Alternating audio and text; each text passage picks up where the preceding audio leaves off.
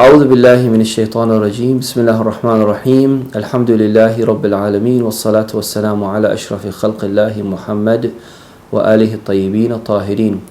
Assalamu alaikum wa rahmatullahi wa barakatuh, dear brothers and sisters. This is the beginning of a series of very brief and short informal talks about a crucial and important topic that all of us need to know of. And it is on the topic of the upbringing of children in the West. I am sharing these short talks, first of all for myself and for my own children, for my family members, for my close friends, and of course for whoever sees any benefit in them. These are my own reflections, and hopefully there will be an ongoing discussion that will evolve from this, where in the continuation of the course of my short brief talks I will be able to share some vital information that all of us can benefit from.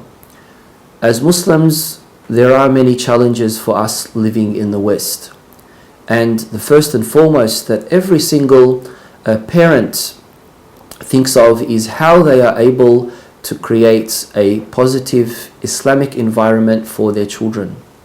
Now, even though we do know that nurturing and upbringing of children is something that we emphasize on very much, and there is no parent that does not want to have a correct upbringing of their child, but sometimes for some they might not be able to have the correct approach or a required results in the methodology that they are choosing. And therefore we need to return back to our religion, the Quran and the Sunnah of Ahlul Bayt alayhimus salam, to understand the guidelines and instructions given to us by Allah subhanahu wa ta'ala and by our beloved Ma'sumin, peace be upon them, and how we are able to adopt those methodologies given to us by these important sources. Tarbiyah, Raba, Yarbu, all of them come from the meaning of to mature and to bring about inner abilities or abilities that one might have. Now, it might be from the outside as far as behavior, conduct, mannerism, etiquettes and things like that. That's also part of tarbiyah. It might also be to do related to the inner spiritual side of a person. Spiritual disciplining, where a person wants to exercise their spiritual abilities in order for them to excel and elevate towards God. Of course, even though that is called nurturing and upbringing of one's self, but it would pretty much be related to tazkiyah. And so I will be limiting my talk only on the outer aspects of discipline and upbringing of children.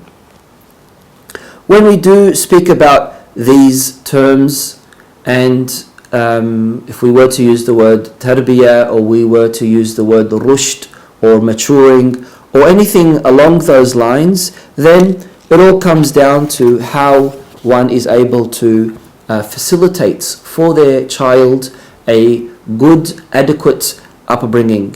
And this, of course, comes from the importance of family and the importance of building a good, positive family environments so that our children can become good, positive parts of the society.